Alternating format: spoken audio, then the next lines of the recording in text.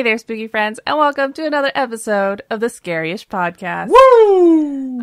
This week, we have a couple cool topics. I think yours is pretty in-depth, something that everybody should know about. Mine is very obscure, no one should know about. Mine's not crazy in-depth. By the way, I'm Adam Diaz, and that's Robin Grace, who forgot to introduce who we are.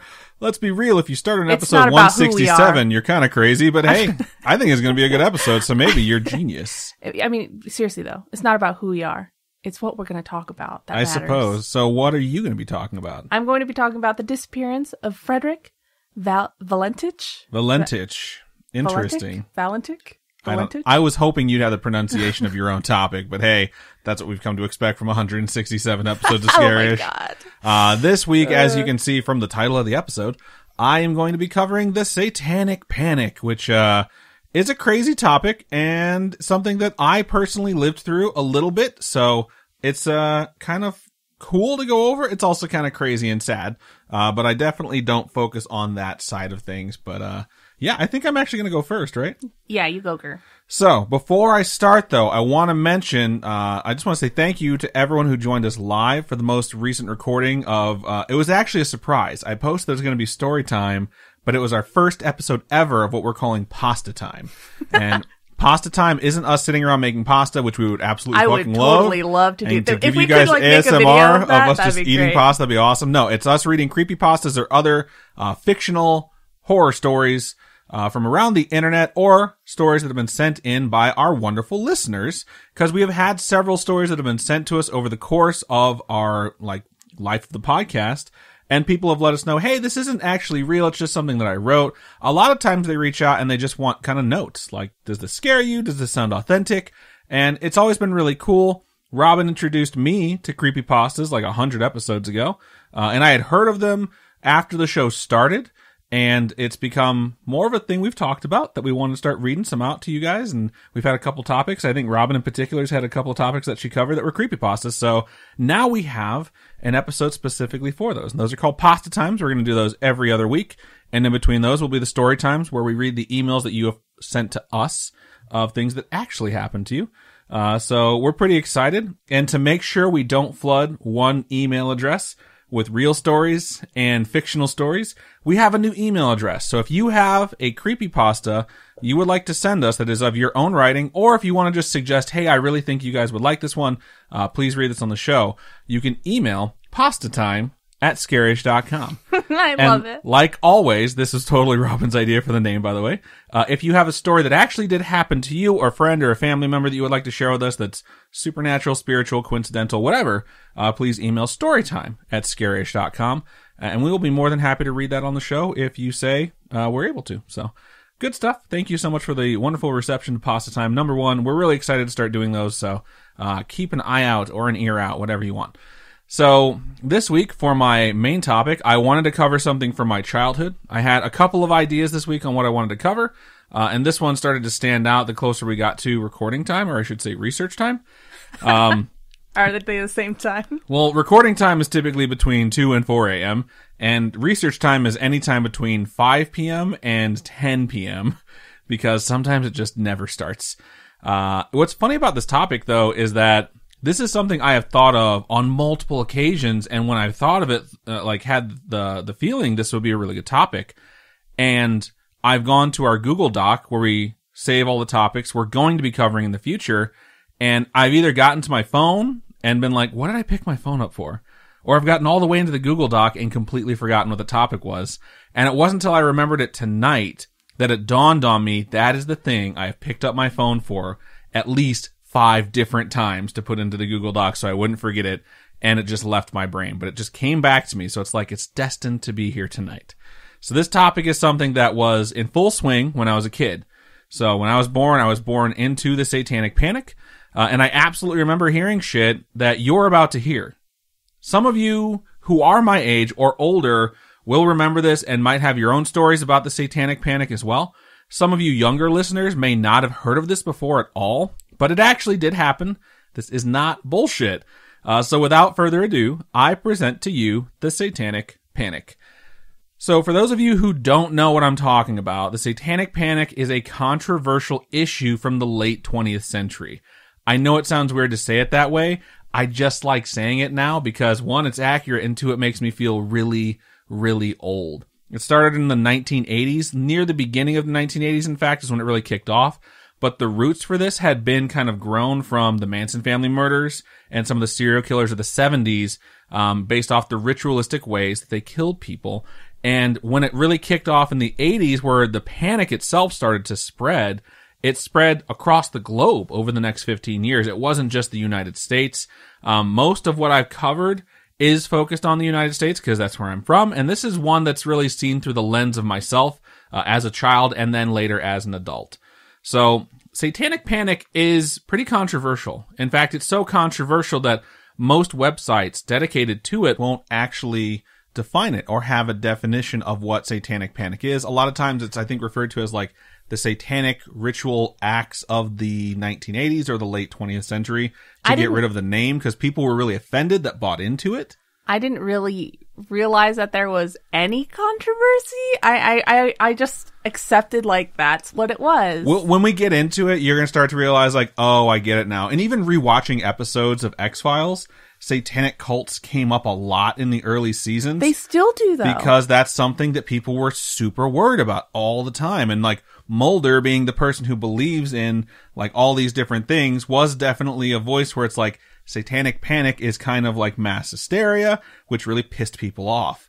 But the one site I found that did include a solid definition and did not shy away from it is some site I've only been to a few times called Urban Dictionary. This is 100% true. The definition of Satanic Panic on Urban Dictionary is hyper concern by adults that young people are in satanic cults. And that is a pretty fairly accurate description of not just how it started, but basically the roots of the entire thing all the way through. Can you take Urban Dictionary for its word, though, considering there I'm not going to Urban Dictionary to try and find out what it is. I know what it is. I'm just trying to see which website has the balls to basically give a definition for this thing. Okay, because I was going to say Urban Dictionary's got some fucked up shit on that website. I mean, I wouldn't know what docking is if it wasn't for Urban Dictionary, so. And now I know. If someone says, do you want to dock? I'm like, hard pass, dog. What about Dutch Rudder? I haven't seen Dutch Rudder in a long time, so I can't remember. When I was a younger person, I used to go there to try and like fill my brain with all the definitions of what could be in there. And really? Mostly left me. Oh, man. I'm going to keep going before I start naming off other definitions. Okay. So, that definition, though, for Satanic Panic is fairly close to what it was. It really included the idea the entire time that satanic worship and especially satanic cults were widespread and rampant across not just the country, but eventually the world. That it wasn't just some sort of very isolated local thing if anything took place. They were everywhere. And that is really what the panic part of it was, is that they're all over the world and they were intent on the downfall of society. And parts of these fears involved the more horrific crimes you could ever think of. So things like murder, especially serial murder, violent crimes, especially violent crimes against the religiously righteous, and of course, child murder, child abduction, child trafficking, and sexual abuse, specifically towards children. Something that is prevalent in Satanic Panic and other movements that are like social panic movements throughout history have heavily focused on the topic of children. And I don't know if anyone's out there has ever seen this small show called The Simpsons, but there's an episode of The Simpsons where there's a burlesque house in town. And you think that they just discovered it, but then you start finding out that all the men totally fucking knew the burlesque house was in town. Okay. They all come to visit it, and they're all acting surprised once everyone else finds out about it. And the neighbor, Ned, his wife, the entire time just keeps shouting like, think of the children! And she keeps shouting that. And it's just this stereotype that's sort of drawn from folks who are very easily manipulated or always concerned that whatever's happening in the world is somehow an assault or an affront to children in some way, shape, or form. Okay. So it's not shocking that when Satanic Panic really takes off, it's not so much about devil worship or cults, but it really starts to lean more into these are all the things that are happening to children as a result of the roots of this, which is satanic worship and satanic cults. So before I get balls deep in this topic, I just want to mention a few things up front.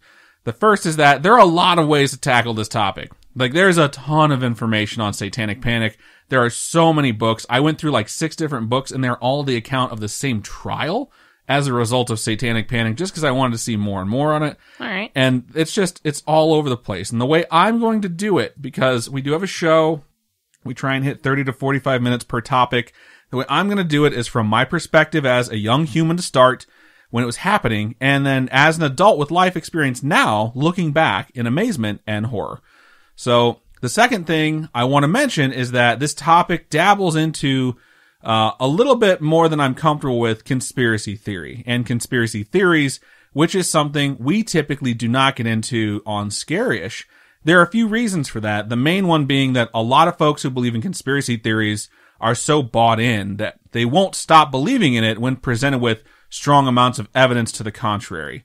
And that's sort of the beauty of a conspiracy theory, is you just adjust around facts and toss in something that makes up for it. And especially if there's just facts that are just irrefutable, then you just start saying things like people who don't believe in the conspiracy theory are, quote, sheeple. We say that, but there are topics that we do cover that involve some like people believing in conspiracies that have to do with that topic. But we don't necessarily cover conspiracies in like a specific conspiracy, you know what I mean? Yeah, it's like when I covered Manson, I did 3 episodes. It's the most research I've ever done, and I still had someone reach out to attack me on the fact that I didn't mention that Charles Manson was actually a CIA asset intent on destroying blah, blah, blah, blah, blah. And I was like, that's because I went through actual court documents and I didn't actually dive into conspiracy theories based on bullshit. So I'm just going to go through Satanic Panic. Tell us more about your rage. From my eyes. This is not rage. This is just a simple response to, if I decided to cover everything from a conspiracy theory standpoint, I would just be screaming aliens into this microphone for 30 minutes. So that's not what I'm trying to do here. Satanic Panic was, in fact, the reason for me hearing the term sheeple for the first time in my life. I was at a birthday party when I was young, and I had to have been like between 8 and 10 for one of my dad's coworkers' kids. I distinctly remember their driveway because we went to the highest floor in their house, and the bathroom had a window, and we were dropping water balloons on everyone. And there was a dude out front that I recall because he was just like overweight, always looking angry. He had like a pit bull next to him with a choke chain. Aww, and it was one of the puppy. choke chains that had spikes on it. So if you pulled on it, it like folded in and would stab the dog. Yeah. And he would just keep correcting the dog regardless of what the dog was doing while he stood there and ranted about all these things regarding Satanic Panic and all these horrible conspiracy theories about what was happening to kids and who was doing it. And of course, there's always political affiliations, or whoever he just didn't like before he heard the theory winds up being the bad guys in the theory that he's heard. And I have no idea what was said to him, but I remember hearing him and thinking, I should go inside. That guy's really angry. And then when I was going inside, I heard him respond to someone just shouting, like, go ahead and believe the papers, like all the sheeple. And when I went inside, I had the thought, and even though I was really young, I had the thought of, which papers does he mean? Because some of the things that he had said, I remember being young enough where I was like learning to read and actually like comprehend shit, you know? Where you could read a sentence and like take it in and understand what's being said. And I remember seeing some of that stuff in the grocery store on some of the papers that were by the checkout. And I was like, well, those papers said what he's saying. So what I was so confused, like he's blaming someone for believing the papers, but he's also believing some papers. So as an 8 to 10-year-old, it didn't make sense. And then I later discovered as I got older that the papers that were reiterating the things that he was saying were the tabloids. It's like National Enquirer and other stuff like that. And it was weird to hear someone talk about Satan worshipers and all the secret things they were doing that he somehow completely knew about. Like, it was this deep, dark secret that somehow him and everyone who thought like him knew everything about, and everyone should listen to them. It's like, that's also not what a secret means. And being like 8 to 10, I didn't understand what a conspiracy theory was. Yeah. Or how convinced someone can be like, they've learned the truth. But that's just like my earliest memory of Satanic Panic. And the thing about this panic is that it had folks so freaked the fuck out, they would essentially identify any crime that upset them as a link in the chain of satanic worship. So it wasn't just, hey, this is what you should look out for. It was anything that came up. They're like, there's another one, like add it to the list of stuff that's involved with Satan worship. I've watched way too many crime documentaries where it's like, so-and-so wore black and listened to Marilyn Manson. I totally have bullet points later on about that. It's just, I cannot stand watching those where they're just like, they played Dungeons and Dragons, and so they believed in a cult. I mean, like, this like, come on, This man. isn't about Satanic Panic, this spot here, but, like, I didn't have this in my paper. I remember when Columbine happened. I remember the day Columbine happened, and people were like, they wore trench coats, and they listened to Marilyn Manson. They never listened to Marilyn Manson, who now we know is a piece of shit. But, like, they never listened to Marilyn Manson. Yeah, they wore trench coats, but I always wanted to wear a trench coat as a kid because I wanted to look like all business-like. Oh, no, I didn't want to look business-like. I wanted to look like a goth kid. I wanted to wear, like, a suit and a trench coat and look super cool. The first job I got where I was, like, at a desk and I had my own, like, cubicle, and I had to wear suits. I got a fucking trench coat, and I was like, I look awesome right now. And it was just something that I wasn't allowed to do anymore because if I did that, people would legitimately think you were going to come shoot up the school. And it's just these minor details that somehow get attached to a stigma.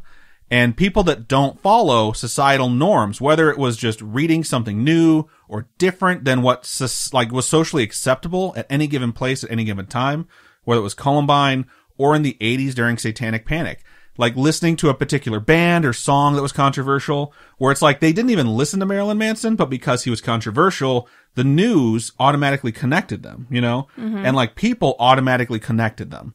Or like meetings or gatherings, especially by young people in the 80s, were viewed as something that was to be feared. Like typically they were treated as if they were the breeding ground for satanic worship and eventual criminal activity. Like kids can't be trusted on their own. They can't be trusted together. Sooner or later, the satanic worshipers are going to get to them and change their minds and just warp them into these evil beings. And one of the most notable examples of this stigma that was attached to something in the 80s is something that's very near and dear to my heart, Dungeons and Dragons. And this is true. This is not bullshit. Everything I'm about to tell you is 100% true. Robin already mentioned it. We've watched crime documentaries from like the late or the early 2010s even. Yeah. Like from They're the not UK, that long ago. where they talk about like I remember this one very specifically. It was a group of friends who were like the oldest kid was 18, the youngest kid was like 14. I think it was 5 or 6 kids. They decided to run away. They were from Florida, so you know shit's about to go down. And they decided to steal one of the friends' parents' vans to leave. And that kid wasn't really that into it, so they had him like taken out. And they decided to go back to the house and steal the van. And when they went back, the leader, the 18-year-old, killed his dad and then killed his mom. And then they drove away. They got caught in like 3 hours and they got tried. And when they were breaking down what could have happened to make them turn evil, they always bring up the fact that they're just like a bunch of punk kids or something. Yeah, you know? They listened to this music and they played Dungeons and when Dragons. When they say Dungeons and Dragons like really intensely, and the like, music in the background changes. God. I'm always just like, are you fucking kidding me? And I was just like, this is absolute bullshit. But like when I was in high school, the stereotype, and this I think still exists. I mean, it's a lot more mainstream now, but the stereotype I was familiar with in high school was that someone who plays D&D lives in their parents' basement. Their friends come over and they bring Mountain Dew and Doritos, and they all dress up like their characters and they talk about spells and monsters. And that exact same phrase was repeated in the 1980s, except in the they go to their parents' basement type of voice with the cynical music in the background, the sinister music in the background.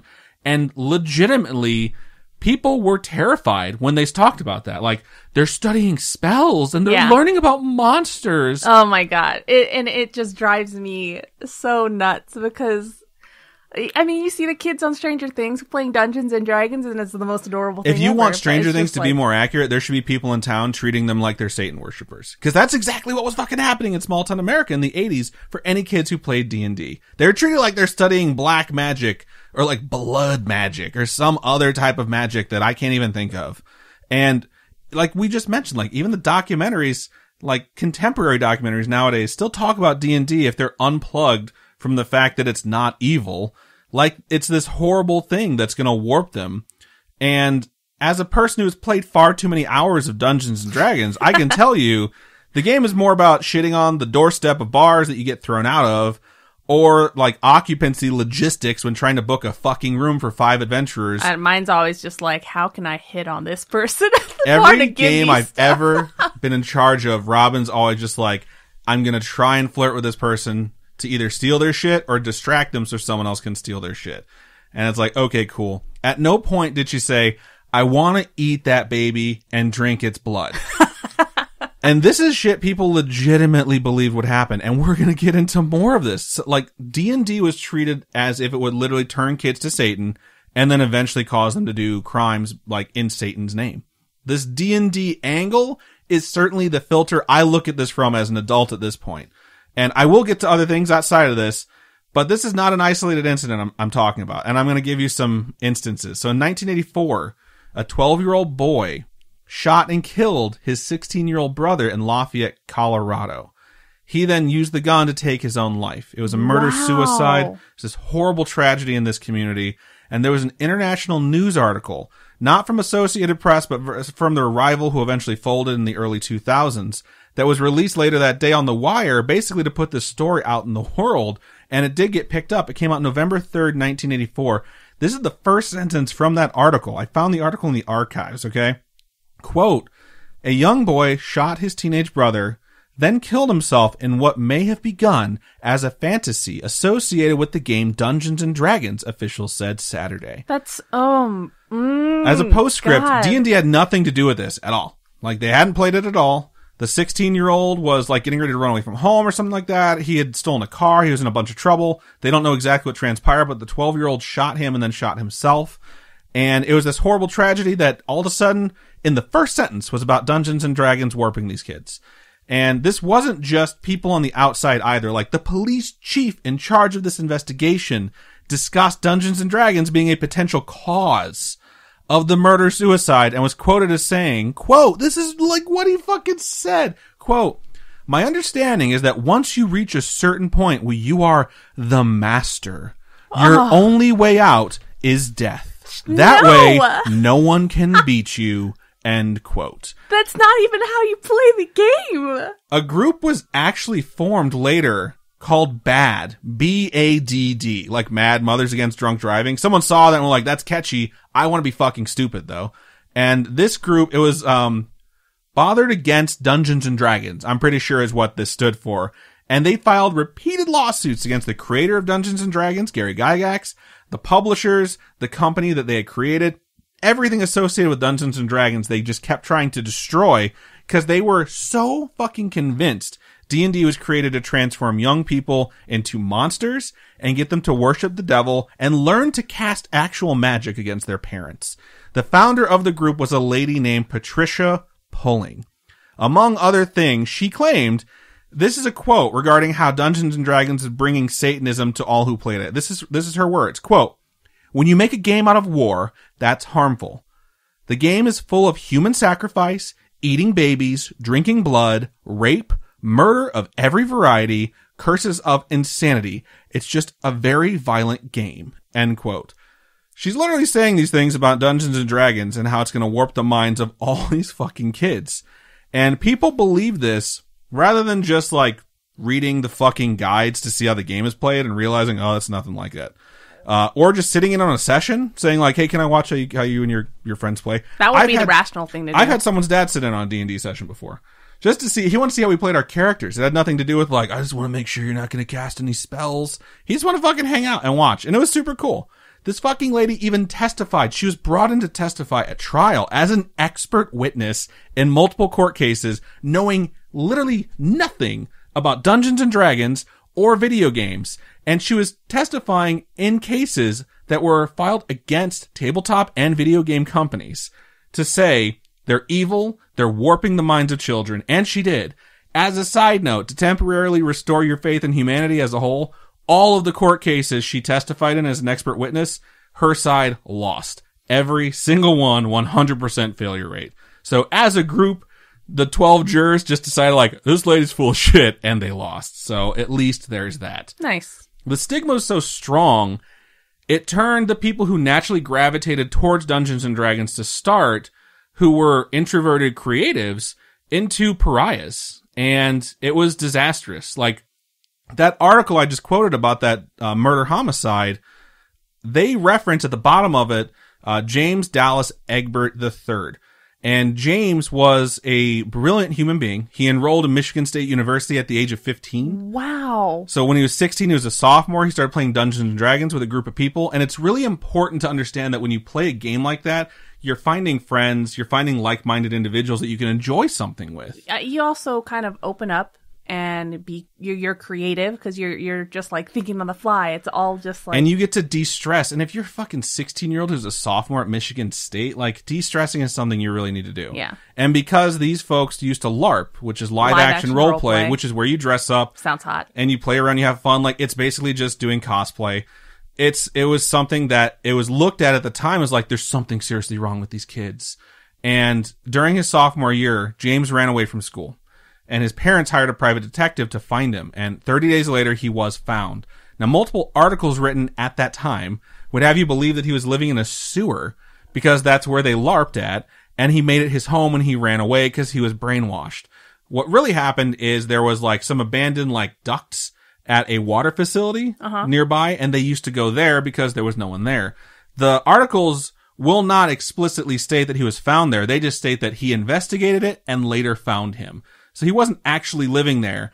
And all that's confirmed is that this private detective searched and eventually found the kid.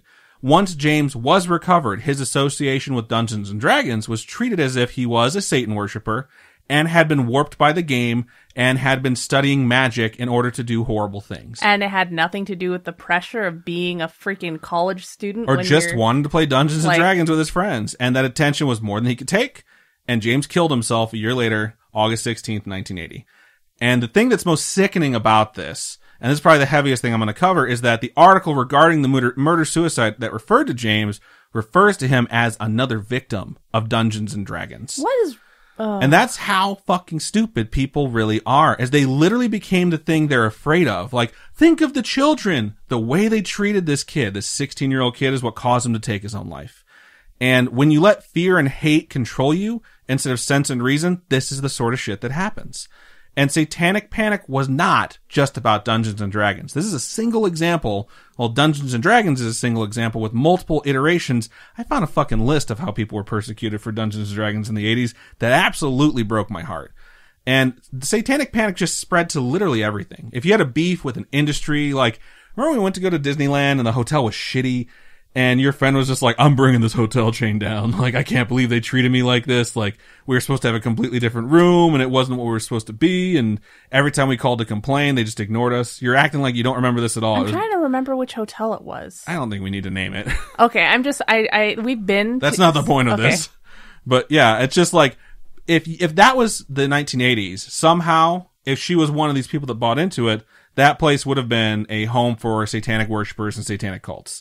Because people just started accusing anything they were mad at. Industry, business, a celebrity you didn't like.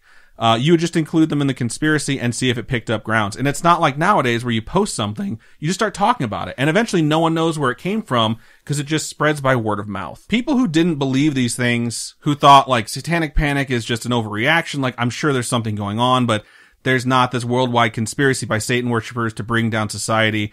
Anyone who didn't buy into it were treated as if they were co-conspirators. Just like that ranting asshole from my youth who was just like, just believe the sheeple. And politicians, of course, took this and used the fear and the hate in their election campaigns. I found several people in the 1980s who literally ran on a platform of getting rid of Dungeons and Dragons to save the kids. No way. No bullshit, 100%. It's absolutely true. And how can you argue? Like, someone's up there saying they want to save the children. And if you say, like, actually, like, that's not what's really happening, people look at you like you're a fucking monster. They immediately say, like, he hates children. He must be one of them. And if they were smart, they would have just invested in it because that shit is expensive. Blew up now, man. But as the accusations ran wild, the logistics of the panic begin to catch up with it. But that just doesn't stop it. If you have a conspiracy theory, the more complex it becomes, the more bullshit layers you add onto it. You have to account for someone saying, like, well, that couldn't really be because this. If A, then B. And folks just made adjustments as easily as they could. So, like, if you said something like, how could this person not know? They must be in on it. They're one of them. Regardless of how absurd it sounds, they must be one of them. And this actually caught up with someone named Chuck Norris. What? Don't know if you've heard of him. An investigation of a daycare that was accused of being a safe haven for child assault had an interview with one potential victim that had a simple control group included in an experiment, okay? So there were several daycares that were accused of essentially being child sex trafficking rings and a lot of other crazy shit, and this particular one has Chuck Norris in it. So what happens is, based off of an interview with a kid, if you ask them something in interview 1, and they answer you whatever way they do, if you go back in there with someone else and they ask the same questions, because they've heard of it, and it sounds familiar to them, especially if it's recently, they may change their answer. So I've seen all these studies done on how these interviews affect children, especially young children, and how you have to be very careful with how you question kids because they're very impressionable, you know? Mm-hmm. And one of the ways you do this is you just introduce controls to whatever experiment or questioning you're running on them. So this is what happened. They asked the kid if they had been assaulted, and they said yes. And they said, I'm going to show you some pictures, and you let us know who of these folks were the ones that assaulted you. And then they showed them pictures, and interspersed amongst the pictures of the employees at the daycare were photos of strangers they've never met or celebrities. And during this interview, the child in particular identified a picture of Chuck Norris as someone who had sexually assaulted him, along with a random photo of a politician that was local, that was just recently elected, that was nowhere near when this was to take place. And 4 nuns were selected from a picture that was 40 years old. This kid's just picking whatever. He's just pointing. He's just saying yes. He's been questioned. And at this point, he's already been told that this happened to him, so he's just going with it, okay? And this isn't to say that you should ever doubt when a kid says something to you, but you have to be very careful how you handle it, because just saying, the kid said so. Like, this kid, I think, was 4 when they interviewed him, you know? Wasn't there an episode, or like a video, like a Try Guys video, where Ned pretends like he got a concussion or something, and so his mom rushes him to the hospital, and he's like telling his sister, like, it was all fake. Oh yeah, he lied his way through the whole thing. It's like, but when you're in that deep, you're already in. Yeah. You can't say anything. You're already that far. They ran a CAT scan on him and all this stuff. Yeah, I mean, I think everyone has a story about when they were a kid, like they got too deep into a lie. So the science is that if this child is caught up in this story and isn't exactly being truthful, he's not being deceitful, he's just sort of like pointing at stuff and kind of going along with the questions and how they're asked, that you can identify these certain behaviors that are only being reinforced by the questioning by adding in this sort of control, you know? Like, I've seen so many studies done on this and how you're just trying to decipher the truth, because a child that's had a traumatic experience has very specific reactions to seeing someone who's done something like this to them in a picture or talking about it. It's completely different, you know? Yeah. And after that was done, after they had him and they talked to him and it came out, these were the results, the folks who had been convinced that this daycare was a center for molestation took that as Chuck Norris is 100% a part of this fucking conspiracy. And they believed it. He got fucking death threats and hate mail.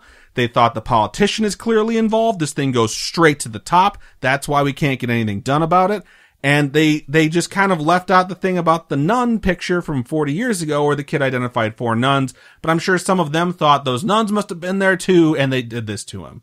And even when the kids were asked, because then you bring the kid back a few days later, ask him the same questions. When the kids were asked a second time, their stories completely changed, which is usually an example that the kid was not being truthful. Or they just flat out said at that point, like, they've had enough, like, that it didn't actually happen to me. Like, I'm lying about it.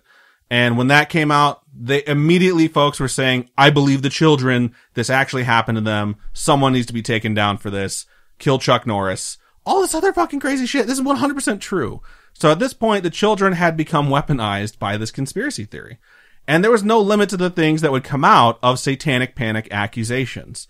People stated, these are real reports and real cop calls that people called in and said, this is happening right now.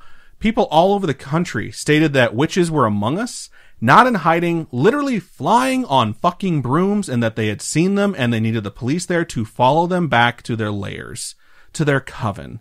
People were reporting seeing them all over the country.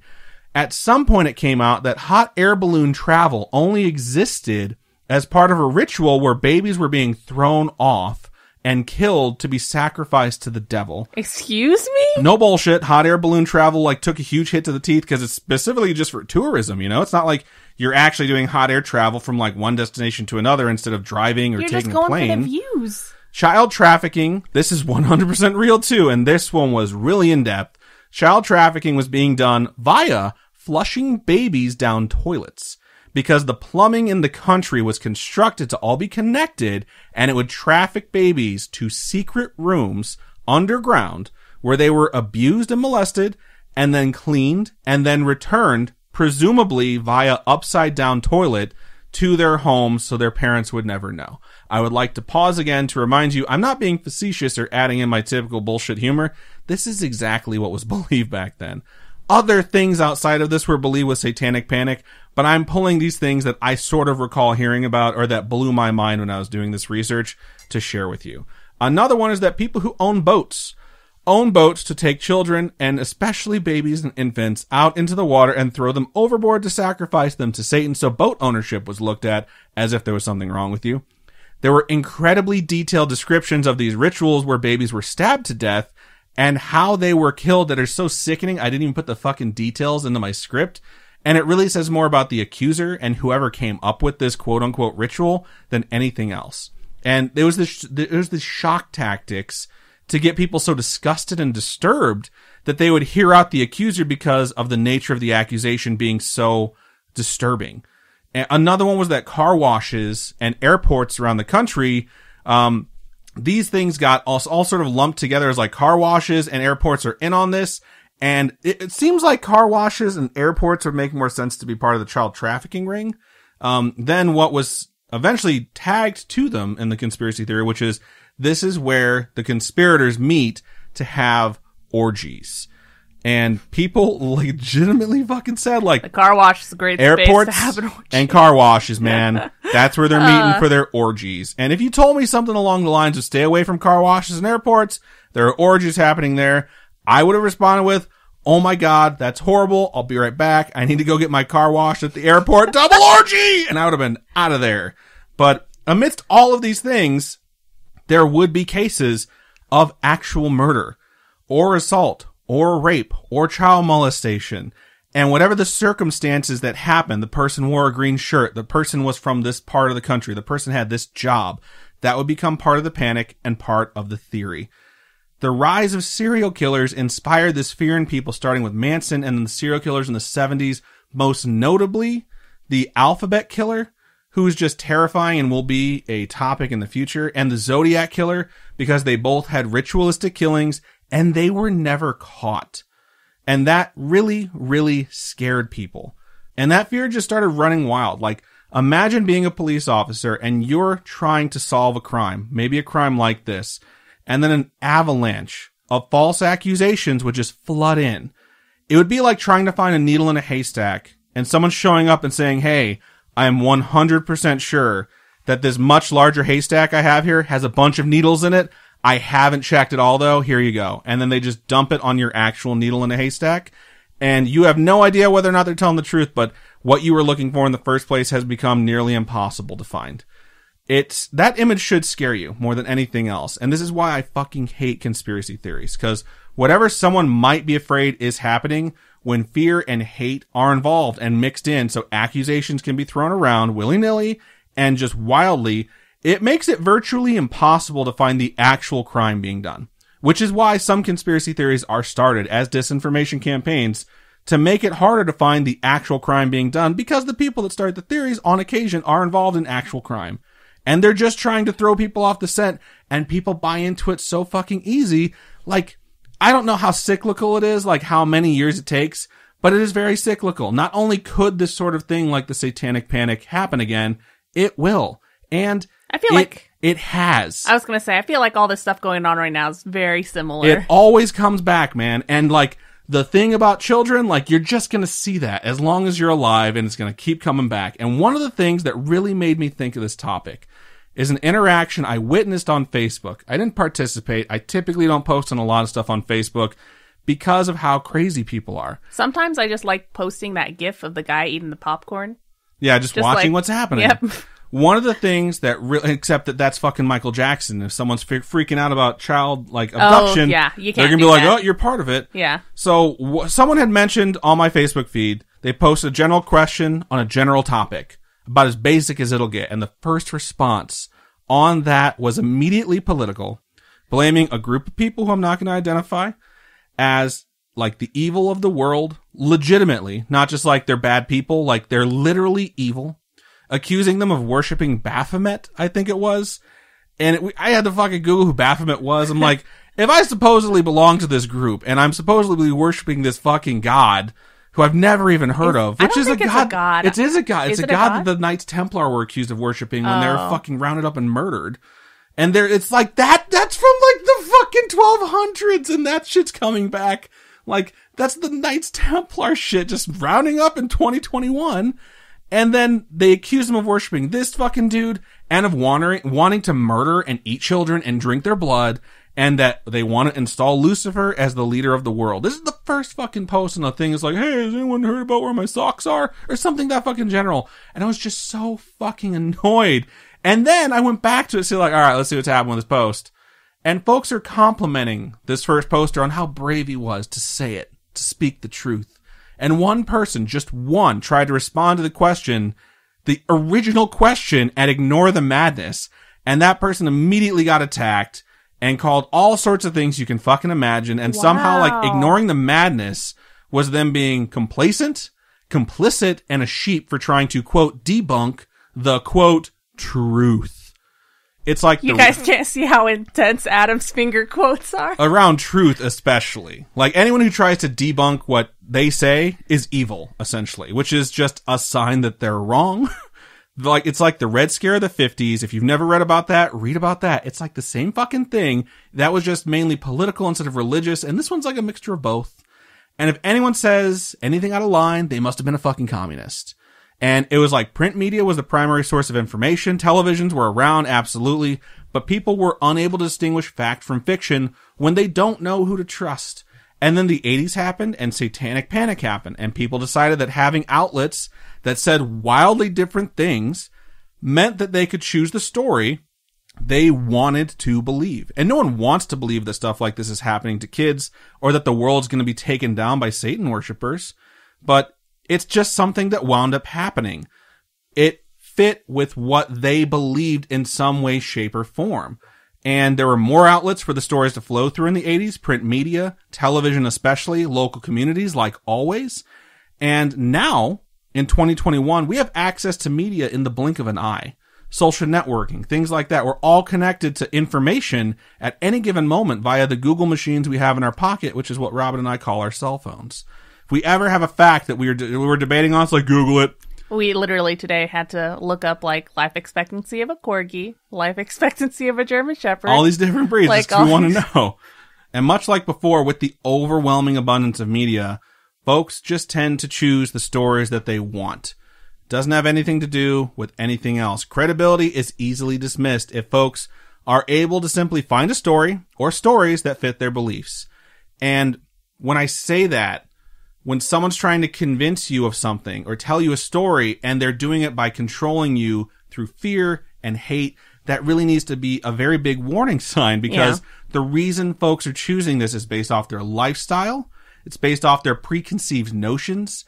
They're just general beliefs, but most especially, and this is the most exploited thing, their prejudices. Whatever someone is prejudiced against, if you can go to them and say, hey, that group you hate, this is what they're doing. You can literally say whatever you want. And if someone can't see past their own fear of the unknown and their own hate, they're just going to buy into it. And it's something that's been exploited time and time and time again throughout history. And the Satanic Panic was one of the most recent ones that was just absolutely bizarre, that we can look back on nowadays and see and be like, I can't believe this happened. Like, the fear-mongering and the hatred just leads to these blind accusations, and lives are literally destroyed sometimes. Like, lives are literally taken by the people who say they're trying to prevent the death of people. And it is shocking, sincerely, that as a 35-year-old man, that's going to be 36 really soon, that lives in a technological era, I have to see so many people willingly ignore the saying that everyone just shoves down your throat your whole fucking life, which is, if you don't learn from history, you're doomed to repeat it. And we just keep repeating it, regardless of how we have access to things like the internet or the freedom of information that we can find in the facts that you can just go look up yourself. We just seem to fall back into the cycle like the Satanic Panic. And there's so much more that went on during the Satanic Panic. So many trials that were brought up, people that were acquitted. the conviction numbers are so fucking low and people were wrongfully convicted. But during that, there were people that were using the fact that everyone was being accused as a smokescreen to do the horrible things they wanted to do. And none of them were associated with Satan worship except for like a minute amount, a smaller amount that happens now when Satanic Panic isn't even a thing. After having watched the Cecil Hotel documentary and how the internet ruined that one musician's life. And he tried to kill himself. Oh my God. It's just, it's so, you see it so many times, man. Like, this topic could really be an entire series just focusing on Satanic Panic. And if you focus on like the social aspect of people having this sort of moral panic, which I think is like the technical term for it, it could just be like a full season of a television show, each episode going through a different era, and how it's basically had society turn against itself because they were being controlled through fear and hate. Yeah. And it fucking sucks. And I'm sure as we move forward with the show, certain events or certain people are going to overlap because we do have a true crime podcast and we're going to dip our toe into it. So you will hear about this again, but just take some time to think about what folks are afraid of and what happens when something shows up and somehow everyone is always convinced that it's in their backyard. If you're afraid, somehow you think that you're going to be directly associated and directly affected. Like, when you think that way, the only thing you do is you turn your neighbors and your friends and your family into the villains that you're afraid of, even if it's not the case. Like, it's like how every possession, I always say this, every possession claims it was Satan himself that possessed them. Never a lower demon, a lesser demon, despite the endless amount that there supposedly are. It's always the big guy himself. And like all these towns that claim to see witches back in the 80s, I can't ever get the thought of when ISIS arrived, hearing folks from back in the Midwest claiming their town was infiltrated. Yeah. ISIS was everywhere. I heard that from so many fucking people. I heard that at first and I thought, that's crazy. And then I started hearing it from everyone else. And it's like, ISIS doesn't have that many fucking people, guys. Like, they can't be everywhere. They can't be all your neighbors and all your friends and all the people that you don't like that you didn't like in high school. And it just keeps on going on and on. And if things from this topic are things that you're actually afraid about, like, please understand that there are organizations dedicated to fighting them. Like, child trafficking is something that there are multiple organizations dedicated to fighting them. And it was so hard for me going through this stuff in the 80s, seeing that these organizations, which were in a lot of cases getting started or trying to find a foothold, saying like, these accusations don't help. Yeah. And then immediately being attacked and saying they're part of it. It's like, no, they're the ones that are actually doing the thing that you're trying to do in some weird way, and you're not helping at all. And they're always looking for help. So if you want to help, you can reach out to these organizations and be a part of that and actually make a change. And it's just much easier to access these things than it was 40 years ago. And I hope that helps prevent things like this in the future, which may be a naive hope, but I seriously do have that hope that we'll eventually grow out of this horrible cycle. And that, my spooky friends, is the Satanic Panic of the late 20th century. Thanks. It's depressing. The world is a depressing place. It can be, yes, but the world is also full of hope. So let's just focus on that. And before we move into Robin's topic, we are going to take a quick commercial break. Hello, everyone. Welcome to the second half of the episode. Hopefully those commercials weren't so bad. All right, so we've been doing this show for over 3 years now. It's a really long time for us. It's a heck of a lot of topics, considering we do 2 an episode. I know a lot of podcasts just cover 1, and then everybody talks about the one. Anytime my topic goes over 40 minutes, Robin is always, except for this episode, like, and that's the show. I fucking wish. Oh, man, I wish. Okay. There's so many times she's been like, can we just have that be the episode? Yeah. Well, this week, it was a really hard one for me. I mean, it's been a bit difficult with like trying to do homework and school and then doing the podcast stuff, but I finally... And work and merchandising and all the patrons now. And we love every single one of you. I just did all that patron stuff. I had to handwrite over 40 envelope address, like return addresses on there. And just so y'all know, I would help if she'd let me, but my handwriting is writes terrible. Like a child. No, that would be too ugly. And, oh man, anyway, doesn't matter. It took me way too long to find a topic here. This week, I did finally settle on one. So this week I'm going to do a disappearance, and that is of Frederick Valentich. That's how I'm going to say his name. You sounded confident in that. I like it. All right. So this one takes us back to 1978 to when an Australian pilot disappeared without a trace. Frederick Valentich was born May 9th, 1958 in Australia, which is why he's Australian. He's an Australian pilot, right? I was talking to Adam about this earlier, but it's sometimes hard to find out about the life of these people that go missing or that we cover, topics on, like alien abductions, things like that. Everyone wants to talk about the incident. Yes. And then what happened after it sometimes. No one wants to talk about the life of that person that leads up to that point. And a lot of times they don't talk about the normal stuff. They only talk about like, well, they were arrested once for blah, blah, blah, blah. It's like that incident that happened on the United Airlines when that guy got dragged off. It's the doctor? Yeah. Like the first thing I heard when I went to work, when I heard about it, is like, yeah, the guy had been arrested before for when he was 16 or something. Yeah, it's like some right? random charge. I'm like, okay, wasn't he a doctor? And I'm like, I don't know. It's like, so you only remember him based off of the one thing you heard on the news that's bad? Like, what kind of fucking research is that, man? Satanic Panic. So, it was really hard for me to find a lot of details about his life, about like who his family was, where exactly he was from, all that stuff. What is known is that he had about 150 hours of flying time, which is, in the grand scheme of things, not a lot.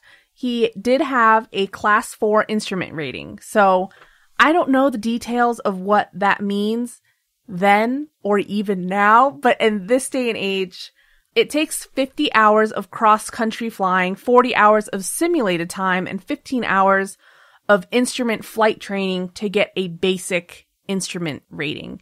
So you have to have so many hours of flight time to just get a basic license to fly. Which may equate to level 1 back in the day. So he had 150 hours. That's like nothing. This guy's just like a baby pilot. But his rating authorized him to fly at night. The only thing was that in order to fly at night, he could only fly in, quote, visual meteorological conditions, end quote. And what that means is he'd have to be able to see the ground or any terrain or any other planes around him. So you couldn't fly like off on your own and do whatever. And not like that guy with the Empire State Building last week. Yeah. No visibility, huh? I'm gonna wing it. He was a member of the Royal Australian Air Force Air Training Corps. And that's what kids go into. We used to have something like that back where I lived in Hawaii. It was like the Junior Air Corps or something like that. This guy was really determined to have a career in aviation, and I wish I knew why. That's one of the things that I really wish there was information about on the internet. I'm sure there's something out there that kind of, it goes into detail about his life, but I could not find anything. And I really want to know why he wanted so badly to be a pilot.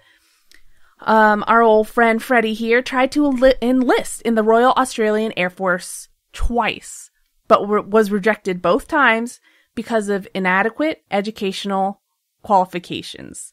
He was studying to become a commercial pilot, but two times, he failed all 5 of the commercial license examination subjects. Dang, that's rough. And even as recently as a month before his disappearance, he was still failing exams. He failed another 3 exams.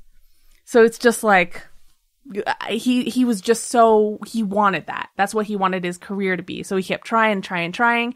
As someone who's skating by right now with like the pass-fail grading during these pandemic online school classes, I can't blame him for trying. Like, if you want it, you just gotta do it. You know what I mean?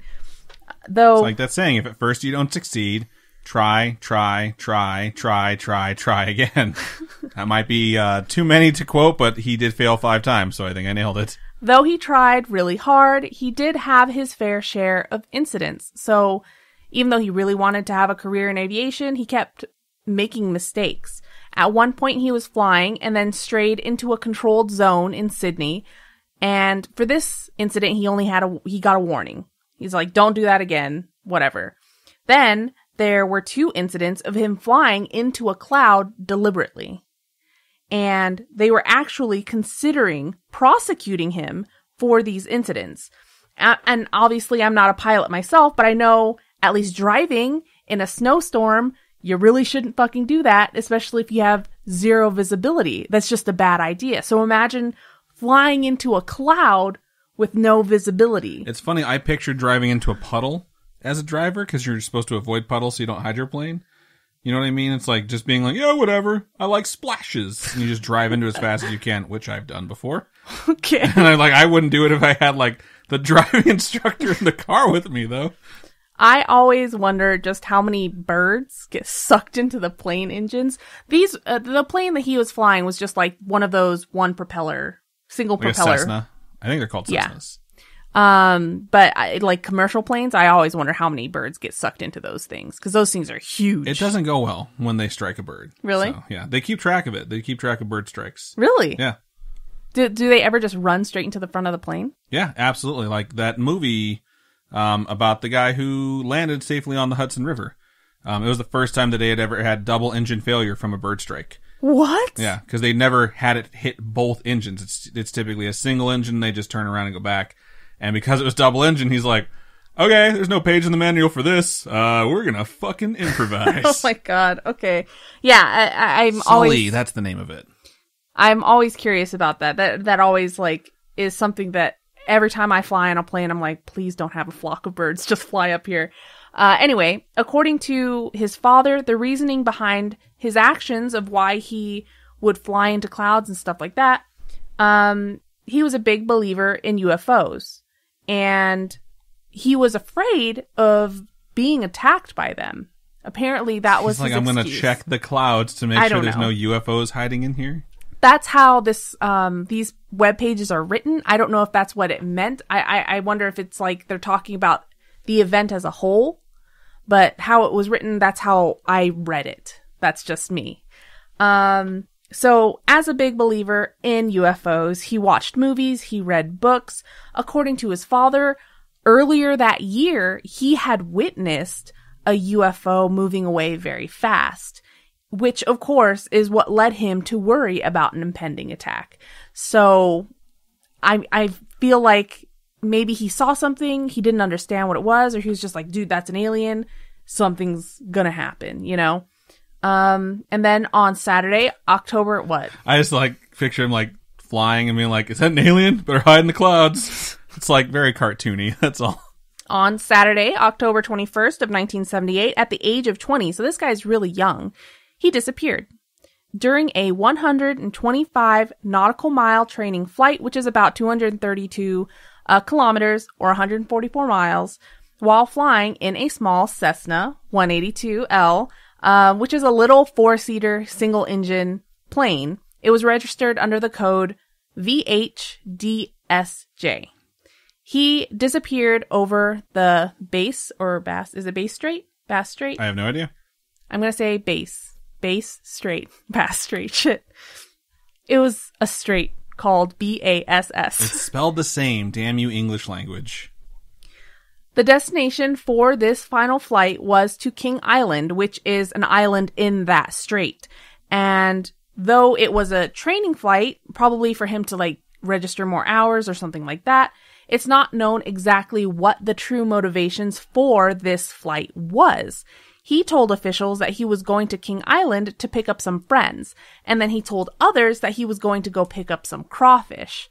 Both sound like great parties. Cause fuck if I love crawfish or crayfish, you know what I mean? I would eat the shit out of that. But later investigations found that both these stories were, they're not necessarily lies, but they didn't make sense. Why would you tell someone this and then tell someone else this?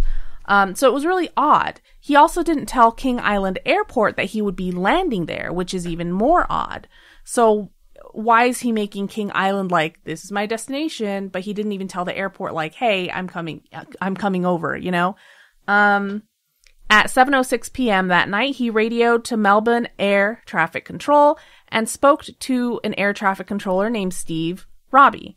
And he reported that there was an unidentified aircraft following him at 4,500 feet or 1,400 meters. Upon reporting this, he was told that there was no known traffic at that level, because he, in the transcript, it's is there anything under 5,000 feet? And the guy goes, no, there's nothing, there's no traffic. And then the pilot continues to describe this aircraft as one having been illuminated by 4 bright landing lights. He's unable to identify what type of craft it was, as it was 1,000 feet above him and moving at a high speed. Then he reports that the aircraft is heading towards him from the east, like it's changing directions and now it's coming towards him. Some people say that the way the audio came out or how it was transcribed or something, some say it's like coming at him, and some say that it's before him, like, oh, the craft is before me, you know, instead of coming at him. I don't know. I don't know if the audio clips are actually out there, but definitely the radio transcripts are. And so it's just hard to interpret when you're not there. You know? Yes. A transcript is definitely, it's like trying to interpret tone of voice from text message. Yeah. Then, so he reports that the pilot may be purposefully messing with him because he doesn't understand why this thing's moving the way it is, what it's doing, why is it coming at him. He continues to describe the aircraft as quote-unquote orbiting above him, which is strange, and that it had a shiny metal surface and a green light on it. Then he begins to have engine problems. So he's trying to deal with this thing, paying attention to this thing around him, like what the heck is going on, starts to have engine problems. When asked further about the aircraft, he responds that, quote, "It's not an aircraft," end quote. So he has this realization like, that's not what it is. His transmission was interrupted by a noise described as being, quote, "metallic scraping sounds," end quote, before all contact is lost. So this guy is telling this air traffic controller, like, dude, there's something following me. Now it's coming at me. This thing has weird lights on it. It is not normal. It's not a normal plane that you should be seeing that's following me this fast. And then you hear this weird metallic sound and then gone, nothing. Which is really creepy. Upon this abrupt disappearance of the aircraft, a sea and air search is undertaken. This search spans over 1,000 square miles. They search for 14 days and then they give up on the 25th of October. An investigation is launched into the disappearance by the Australian Department of Transport. They are unable to find any cause, but presume that this disappearance is fatal, and the pilot is presumed dead. Which, it to me sounds like Survivor. He's out there on an island somewhere, but back home everyone's like, oh, he's dead. You know what I mean? It's funny, I thought of Batman Begins, because at some point you have to be declared dead, and either they do it right away or they hold off on it, just depending on, like, the logistics of it and how weird it is. It happens so many times in, like, movies, like, or TV shows like Arrow. They presume Oliver dead, and then they come back, and Oliver has to, like... I mean, it's totally a trope that you just see over and over.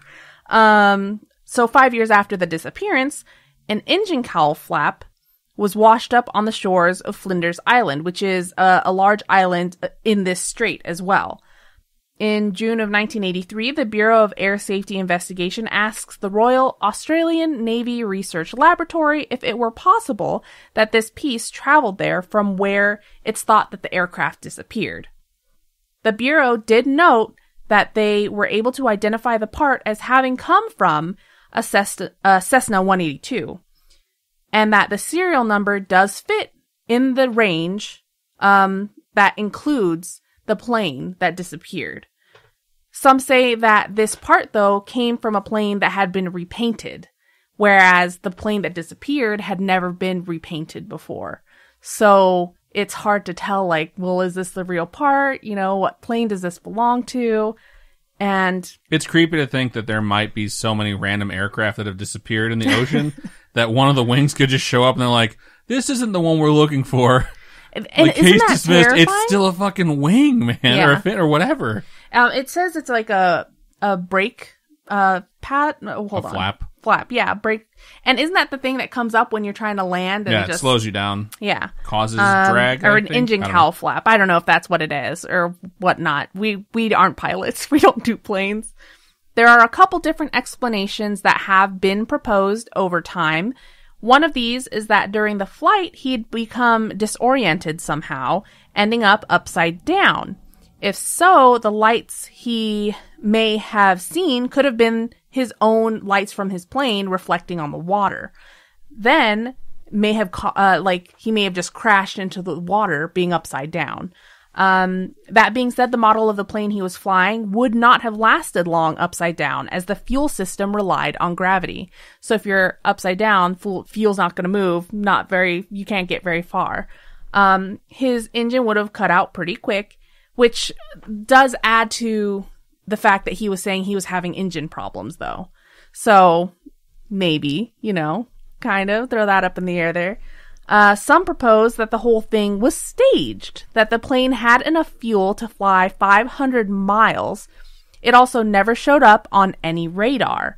So this led people to believe that he was never where he said he was, because there's no radar evidence that he was actually there. That's really suspicious. He didn't tell the place that he was... But if you fly under a certain level, you don't get caught on the radar, right? I think that's just in the movies. Is it? Yeah. I don't know. Or is it I don't know. I have a friend who's an actual commercial airline pilot, and he was like, hey, can you... He did 2 tours in Iraq. I'll reach out to him and be like, so you fly low on the ocean to avoid, detection, right? And he'll just text me back that picture of, the, what? All right, so apparently Melbourne police received reports that a light aircraft made a mysterious landing around the time of our pal Freddy's disappearance. Even more morbid, others say it was possibly suicide. Colleagues and doctors, of course, were like, there's no way that's the case. But that being said, we all know that signs of depression or suicidal intent or any of that stuff isn't visible or tangible. You never know. There is no evidence of a plane crash, though, other than that random engine cowl flap, and who knows what plane that belonged to. I was going to say it's the wrong color. But if there's that much gas in the engine that he could have traveled that far, and he wasn't on radar, he could have gone anywhere. Who the fuck knows where he was? Yeah. In 2013, James McGaha, a retired United States Air Force pilot and astronomer, as well as an author named Joe Nickel, went over the radio transcripts from the night of the disappearance. From what they seem to take from them, due to the pilot's inexperience, he may have experienced what is called the illusion of a tilted horizon. And because we're so used to being on the ground, in flight, our senses don't necessarily accurately reflect the movement of the plane. So you can be tilted or rotated and it doesn't look like it, right? That's what something like that, yeah. And so this confusion would lead someone to compensate for this. And so you're trying to even out your wings, but say you're already even, you're just making it worse. And so it leads the aircraft to go into what's called a graveyard spiral. And you're trying to fix your wings, but you keep tilting it, and then you just start going in I was going to say, that's not a very ominous name or anything. I don't know exactly how it looks, but a source I read said that they try to compensate, and so by doing so, they inadvertently cause the plane to spiral downward.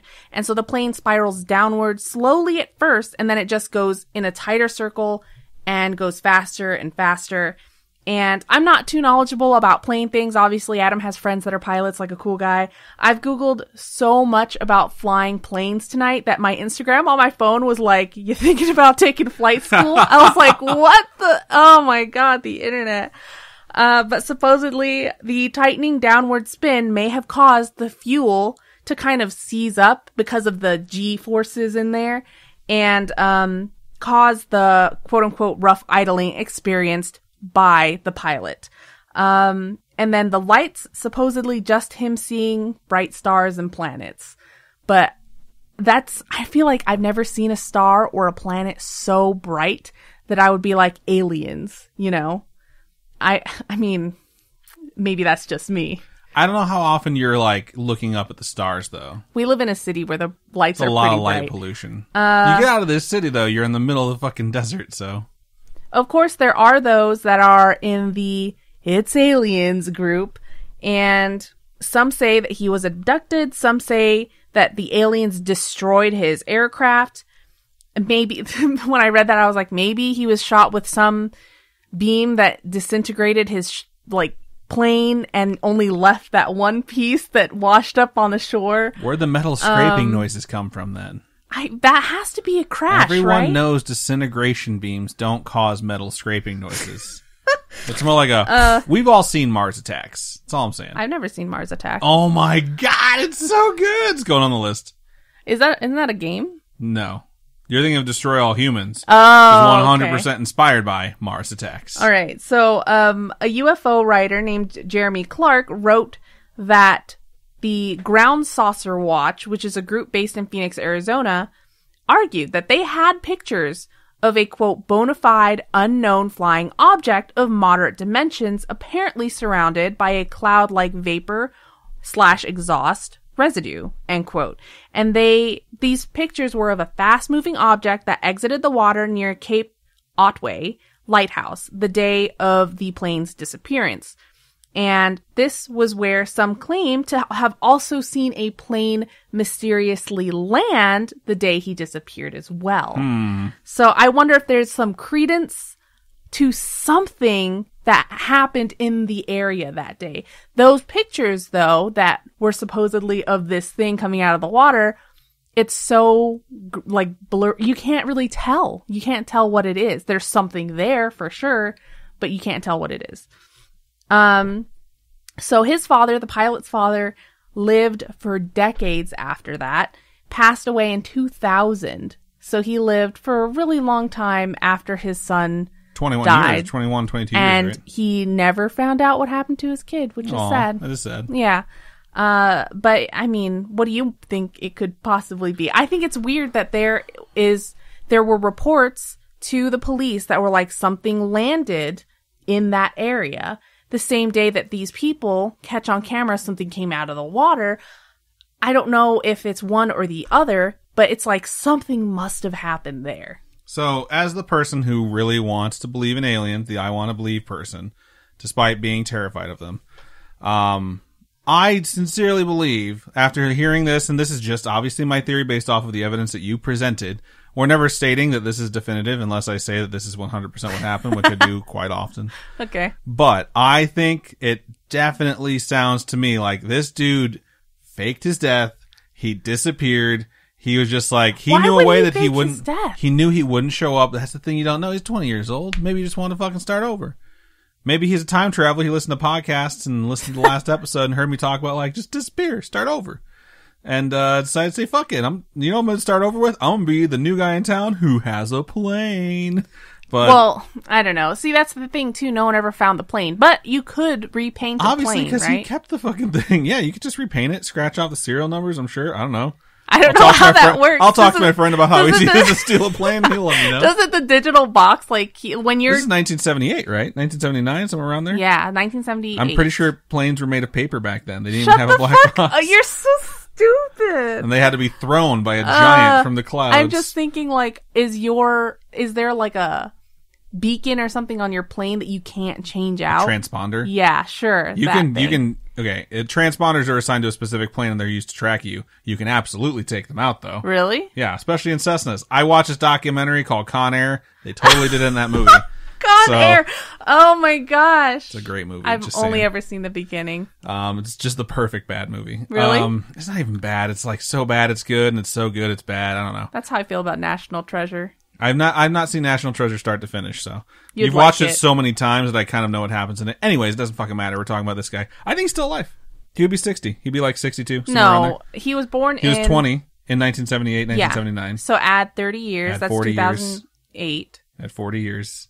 Is it 40 years? Yeah. If you do 1980 to 2020, that's 18. That's 40 years. Oh, man. Yeah, if he was 20 in 1978, I just did. So he's like 63, 62, 63. Oh, wow. Just come back out of hiding. Let us know what happens. Just saying. You could say aliens zapped you forward in time. You don't have to admit to anything, but just say like, yeah, I'm still here, whatever. I don't know what the statute of limitations is on stealing a plane, but I'm sure they can't catch you now. Faking your death, I'm pretty sure, like, as soon as you are declared alive again, you're in deep shit. Really? So, I don't know how it works. I've never faked my own death. If he's lived this long, though, he already has an alternate identity. I'm sure he does, yeah. So, he would never reach out to us unless you're a listener. Wink, wink. Frederick, what's your name? What's his name? Valentich? Cool. I don't know. This one sounds to me like, of all the ones that we've covered, of all the topics we've covered, aside from DB Cooper, like the one person I cannot wait for the DB Cooper movie, dude. I'm so stoked. I can't wait for the Loki Marvel series? Because there's a DB Cooper episode. That's the one I'm talking about. You thought there was an actual DB Cooper movie I would coming fucking out? watch a movie about it, wouldn't you? Well, probably. I mean, I'm pretty sure The Room is the movie about DB Cooper. Is it? I told you that during that episode. There's a theory that the guy, Tommy Wiseau, is DB Cooper, and the exact amount of money that he got from the ransom was like right around what he needed to make the movie, and he showed up in town. And that is true. He did show up into Hollywood, and he didn't fucking know anyone, and he had like just this like stack of cash that he financed his own shitty movie with. So wow, I really like that theory. Yeah, that's what I'm talking about. Loki, where he's on the plane and he is DB Cooper. Yeah. I cannot wait for that. I'm so excited. This one though, it really sounds to me like if there was anything where someone could successfully fake their death, because like everyone was kind of looking away from him. It was the time where it was easier to disappear. The fact that he didn't show up on the radar says to me like something was fucking up. He could have just been sitting in the plane, like talking on the radio. Yeah. Oh, God. And then he told his friends, like, hey, just tow this fucking thing out of here. Just pay me some money for the plane, and then just skip town. That's what I would have done. Fuck yeah. So it's just, there's a lot of things that could have happened back in 1978, 79 where it doesn't have to be aliens. I don't want to think that aliens came down and targeted a 20-year-old kid who had his whole life in front of him because he believed in aliens and was like, hey, he's finally flying alone and no one believes him. Let's destroy him and leave no evidence. That's a lot more terrifying. So I'm going to go with the DB Cooper route on this one and say that he got away. Cool. But who knows? The truth is out there. So good stuff. That was a really good topic. Yeah, I liked that it followed up.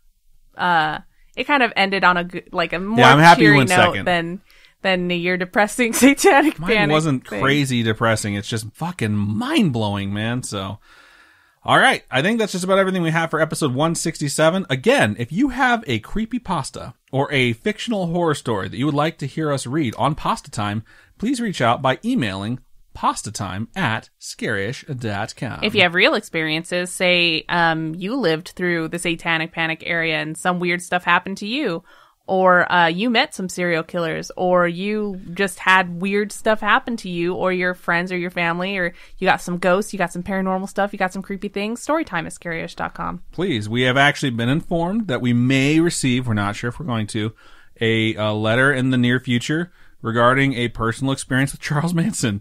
So I really look forward to seeing if that comes in, because I absolutely want to hear the story. It sounds fascinating, and it's going to be exciting to hear. So, if you guys want to help support us and keep this podcast going, if you could, please go to patreon.com/Scaryish podcast. There are a bunch of different tiers on there. Tiers start at $1, and at $1 you get ad-free episodes, which you can't go wrong there. And we also have like physical merch tiers. I just sent out all the Nessie stickers. Again, I freaking hand wrote 40 envelopes. I just ordered an actual stamp that I can just stamp the addresses on. Cause I do all that stuff myself. I hand pack everything. I write everyone's notes. I do all that stuff, with my fucking hands. And, the next thing to go out are Nessie keychains too. So head on over. Now's a really good time to jump in on that tier. So. Yep. And then if you want to not do the monthly donations, but still support us somehow, go to ko-fi.com/Scaryish podcast. And those are one-time donations, and all your donations go to helping us upgrade our studio setup, and just keep us going. Keep us creeping on. Yeah. Also, if you guys want to follow us on any of our social medias, Twitter is @ScarishPod, Instagram is @ScarishPodcast, and Facebook is facebook.com/ScarishPodcast. Please do so. We would love to hear from you. It's really nice to see some interaction come in. A lot of folks are very active on Insta, is I think what the kids call it, which is super cool. Insta. And it's always wonderful to hear from you folks. So we look forward to speaking to you, and we will be back with Storytime. The next episode of Storytime is this week. Wednesday, 6:30 p.m. Pacific time at twitch.tv/Scaryish podcast or youtube.com/Scaryish. So we hope to see you there. And, I think it's just about everything we have for this episode. So, Robin, go ahead and I was like, what word was that? Keep on creeping on, and we'll talk to you guys later. Bye-bye.